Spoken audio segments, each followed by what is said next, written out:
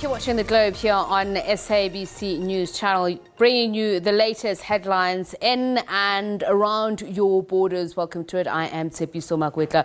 A quick update on the AFCON situation. It's 38 minutes into the game. Senegal leading Equatorial Guinea by 1-0, and so far it seems like Senegal has gained itself 2 yellow cards, none for Equatorial Guinea. But of course, we'll give you more details of that game. But let's come back to South Africa, where we look at the 2021 Matric results having been released recently. Very little was said about special needs schools and how they fared.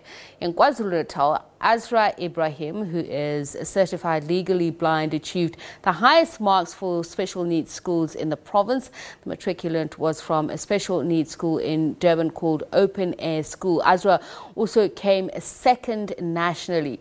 BET Software has over the years provided technical learning aids for Azra's school. Azra had adapted papers to write her exams, and she used a computer program to help and a magnifier to read. And in her school, 19 other learners out of 21 got a bachelor's and secured top positions at provincial level as well. So let's find out more. We speak to Azra, KwaZulu-Natal's #1 achiever and second nationally, as we mentioned, Azra Ebrahim. A very good evening to you, Azra. Thank you so much for taking the time to speak to us. Firstly, congratulations on your achievements. I mean, being #1 in the province's second nationally, that's a pretty big deal. So talk to me, was it your wish to top the list? Good evening. Thank you so much for having me. No, it wasn't actually. It was my goal to come first provincially. I never thought I would actually get anywhere nationally. Now, we'll talk about your personal story in just a moment, but the category of your achievements being noted as that of being a special needs school, how do you feel about it? I'm grateful that there is a category for learners from special needs school, because obviously we try very hard and put in a lot of effort, but we aren't going to perform at the same level as other learners, because due to our disabilities, no matter how much effort we put, it's good that we are recognized as well. And we'll talk about the mainstream schooling system in just a moment, but I'd like to focus on your experiences at a special needs school. Before we do that, have you always been visually impaired, and how has that impacted your life in general? Yes, I was born with my vision impairment, and throughout my life I've been underestimated a lot and stigmatized because of it. And as you say, and please talk to me about this, because I also hear people are very particular about the right words to use. Some say it's wrong to call somebody disabled. Some say it's better to be called differently able. Does that matter to you? And how is going to school? How were you able to adapt to that? I mean, even at a school like Open Air, as you say, you were born like that, just the experience from kindergarten up until where you were at school. To me personally, what my disabilities refer to isn't very important to me. And going to a school like Open Air School was a very nice experience. I got a lot of support from teachers and various other staff members who actually made the experience worthwhile and very nice. Which was going to be my next question, that do you feel that there was always enough support in line with what you can and cannot do in order to be able to tackle learning and studying? I mean, just the demands of being in school alone are a lot for anyone, and not a lot of people fare as well as you have or even finish school. Tell us about your experiences, your challenges, and what helped you cope. Yeah, throughout my high school career, I did face quite a few challenges. But at Open Air, the challenges weren't as major as the previous ones I did face. Because we do have a lot of specialists and teachers and teacher assistants were always there to assist. We never short of staff if a learner needs assistance or any sort of help during an exam, even short notice. And was it difficult for your parents to be there? Sometimes schools that employ specialists can come very expensively. Was it the same for you or others? Is it easily accessible? Schools like mine are very in demand, and because of the number of special needs learners, the number of learners accepted at my school is limited, so that each learner does get the full attention of the teacher at different times. And for my parents, they were always there for me and supported me, and they always did try to assist financially wherever they could.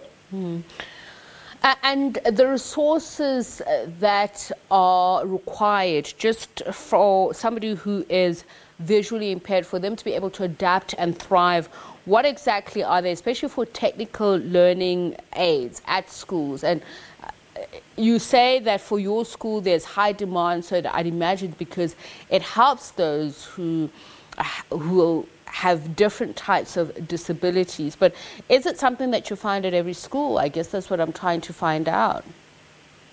Well, no, actually. There's a lot of special equipment that is at my school that is not at any other schools. Some equipment such as high-tech magnifiers that are imported and are very, very expensive and require a lot of electricity to use, you only find at certain schools, and mine is one of them. So on to what you said helped you through your matric results. You adapted your papers to write the exams. Tell us how, and the computer program that you used as well. Yes, so my papers were enlarged to a bigger font, which made it easier for me to see them. And I used a computer program called NVDA. It's very helpful to blind and visually impaired learners, as it makes it more accessible for us to use devices like laptops, and we are able to use it at the same speed as any other person. Was it easy for you to learn it? And I'm asking this in terms of your prior knowledge or any knowledge of coding. Does your school teach you that? Is it something that you picked up along the way in order to survive? Before I came to Open Air, I knew nothing about computers I didn't even know how to use one. When I did go to the school, it was a very slow start for me. It took me quite a while to catch on to how to use it, and once I started using it, I became very good at it, and I was able to finish all my exams and assignments, everything on time. And do you think it's something that can help other learners to succeed who are in a similar predicament as you? Definitely. Without the computers, various computer systems I use, I wouldn't have been able to finish a lot of my exams on time. And I mean, we're just showing pictures there of an awards ceremony there in KwaZulu-Natal that you attended. Tell us a little bit more about that before we get into the broader schooling systems, what needs to be fixed, etc. Just how does it feel to be recognized for your hard work and to get awards? I mean, everybody wants to be recognized for hard work and actually for the milestones that they achieve. It really was a surreal moment for me as well as my classmates. At the provincial event, I took first place, and 3 other of my classmates took second, third, and fourth position. Now, there's always something to fix in any system, and I was reading something written by Justice Zach Yakub earlier on, who is himself visually impaired, and he was saying that he thinks government's approach to inclusive education is that every person with a disability must be treated exactly alike in the education system. Do you find that that's what happens at schools? You've obviously been to other schools before you went to this one, and what about your thoughts about how your peers experience life where people don't really understand your individual needs? Do you ever feel like you're all put in the same box or labeled the same as disabled, and does it make it difficult for you to rise up, on a fair basis through the education system to be empowered? I feel there's a real lack of education among the general public about disabled people in general, and I did go to a mainstream school for much of my primary school life, and I did feel like I stuck out a lot. Although everyone did try to assist, but there was those moments where I was treated differently because of my disability. And I'd imagine that it also infers a weakness that you don't have. Like, just because you need assistance to cross the road, people sometimes think then that affects your brain, your ability to compute stuff, to be able to think for yourself, etc.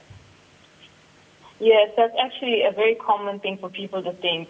I really do think the government should implement some sort of program into the school system to educate students so that they do know how to act when interacting with people with disabilities. And I'm just trying to think, or I'd like to hear from you, how all of this experience that you've had, a mainstream school, at a special needs school, the support systems that you've had, that you've mentioned, have they been able to adequately prepare you now for if you go on to higher learning institutions, the work environment?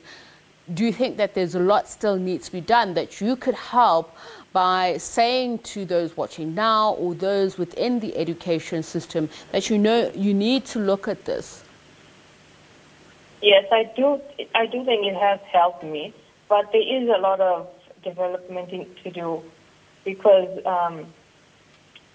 in higher education, there aren't very many of us with disabilities. So we should be recognized more and assisted where we need it. Thank you so much for speaking to us, and once again, congratulations. Azra Ebrahim is #1 in terms of her matriculant achievements in KwaZulu-Natal and the provinces. She came second in the special needs schools category. Well done to you and your schoolmates at Open Air School as well. We're going to take a quick break. Don't go away. This is The Clap.